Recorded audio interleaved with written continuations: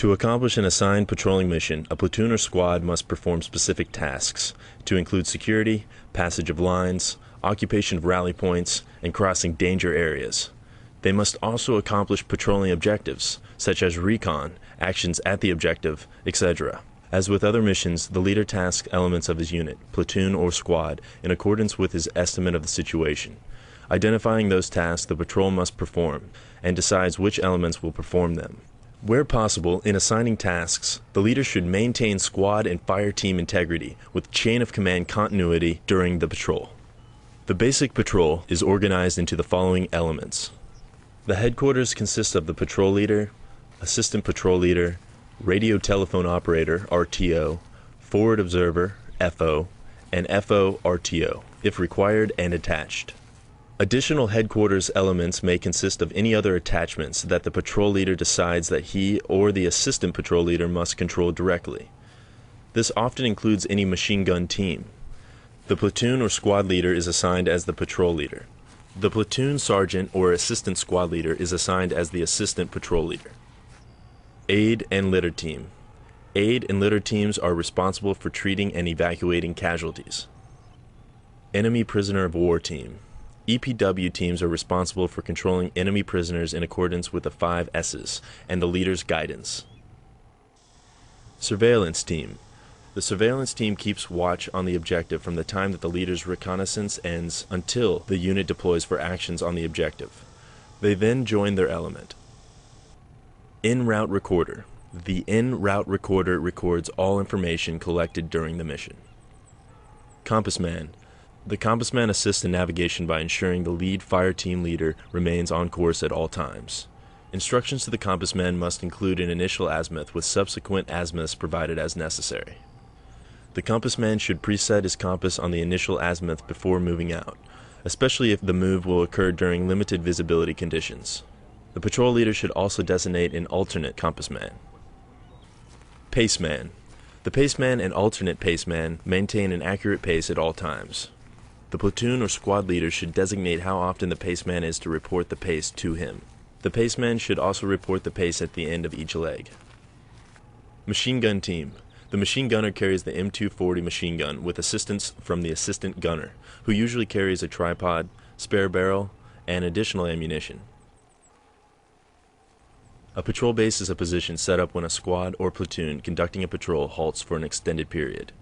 Patrol bases should be occupied no longer than 24 hours, except in an emergency. The patrol never uses the same patrol base twice. The patrol leader must ensure that subordinate leaders establish a priority of work to accomplish patrol base activities. The patrol leader selects the tentative site from a map or by aerial reconnaissance. The site's suitability must be confirmed. It must be secured before occupation. Plans to establish a patrol base must include selecting an alternate patrol base site. The alternate site is used if the first site is unsuitable, compromised, or if the patrol must unexpectedly evacuate the first patrol base. Site selection criteria includes the following.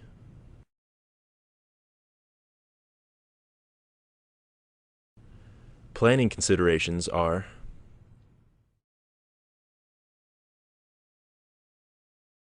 a patrol base is established using the following steps. The patrol base is reconnoitered and established the same as an objective rally point, ORP, except that the patrol will enter at a 90-degree turn if required. This action is MET-TC dependent. If there is nothing to be gained by doing this step, then the unit does not do it, for example, flat desert terrain. The patrol leader halts 300 meters from the planned patrol base site. The patrol leader selects the compass man, an observation post team, and 2 men from each subordinate element for the leader's recon. The patrol leader briefs the assistant patrol leader with a contingency plan before leaving. An observation post is established 100 meters short of the planned patrol base at the 90-degree turn, if required. After assessing the suitability of the site, the patrol leader leaves a 2-man security detail at the 2, 6, and 10 o'clock positions. The patrol leader and compass man move back to the rest of the patrol. The rest of the patrol is briefed on any change in the plan.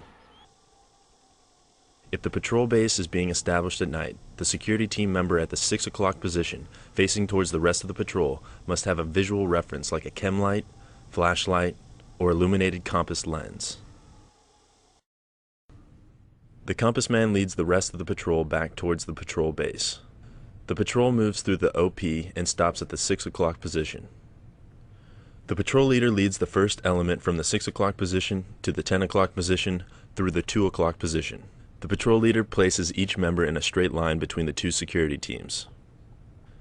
The patrol leader returns to the 6 o'clock position for the second element.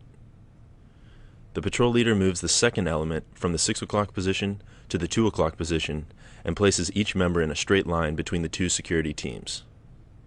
The patrol leader returns to the 6 o'clock position for the third element. The patrol leader moves the third element from the 6 o'clock position to the 10 o'clock position and places each member in a straight line between the two security teams.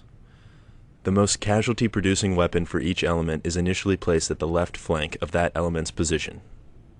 The patrol leader moves to the center of the patrol base and establishes the command post. If the observation post was not established, the patrol leader now sends out an ambush team approximately 100 meters from the 6 o'clock position. They move off the trail and observe for 30 minutes to ensure no enemy force has followed the patrol. After 30 minutes, the ambush team, observation post team, returns to the patrol base through the 6 o'clock position. After the patrol leader has checked each squad sector, the squad leaders and another squad member from each squad report to the CP as a recon and surveillance RNS team. The platoon leader issues the 3 RNS teams a contingency plan and reminds them that they are looking for the enemy, water, built-up areas or human habitat, roads and trails, and any possible rally points. Squads occupying a patrol base on their own do not send out RNS teams at night. If the patrol leader feels that the patrol may have been compromised or tracked during the initial occupation, he or she may elect to maintain 100% security and wait a while in total silence before sending out the RNS teams. The RNS team departs from the left flank of their squad sector and moves out a given distance, as directed by the patrol leader in his instructions. The distance the RNS team moves away from the squad sector will vary depending upon the terrain and vegetation, anywhere from 200 to 400 meters. All members of the patrol are on 100% alert during this time. The team moves in a clockwise direction and re-enters the patrol base at the right flank of their squad sector. The RNS team, if at all possible, should prepare a sketch of the squad's front.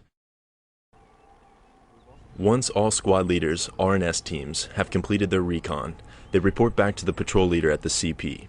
The patrol leader gathers the information from his 3 RNS teams and determines if the patrol is going to be able to use the location as a patrol base. If the patrol leader determines that he will be able to use the location as a patrol base, he gives the following information to his assistant patrol leader and squad leaders, and then disseminates other information such as daily challenge and password, frequencies, and call signs. Squad leaders return to their squads, give out the information, and begin the priorities of work as stated by the patrol leader. Security. Only one point of entry and exit is used. Noise and light discipline are maintained at all times. Everyone is challenged. Squad leaders supervise the placement of aiming stakes and ensure claymores are put out. Each squad establishes an OP and may quietly dig hasty fighting positions. Squad leaders prepare and turn in sector sketches to include range cards. Alert plan. The patrol leader states the alert posture, for example 50% or 33%, and the stand to time for both day and night. He sets up the plan to ensure positions are checked periodically, OPs are relieved periodically, and ensure that at least one leader is up at all times. Withdrawal plan. The patrol leader designates which signal to use if contact is made, for example, colored star cluster. The order of the withdrawal if forced out, for example, squads not in contact will move first. And the rendezvous point for the patrol, if the patrol is not to link up at an alternate patrol base. Maintenance plan. The patrol leader ensures that crew-served weapons, other weapon systems, communication equipment, and MVDs are not broken down at the same time for maintenance. They also redistribute ammunition. Sanitation and personal hygiene plan. The assistant patrol leader ensures the platoon slit trench is dug and marked at night with a chemical light inside the trench. Soldiers ensure that no trash is left behind, as the patrol base must be sterilized upon departure. Mess plan. No more than half the patrol eats at one time. Water resupply. The assistant patrol leader organizes a watering party. They carry canteens in an empty rucksack. Squads have the same requirements with their squad patrol base as platoons. The patrol base is a temporary, forward, static position out of which a patrol conducts a series of missions. Understanding the setup of a patrol base can initially be a challenge, but with practice, becomes second nature.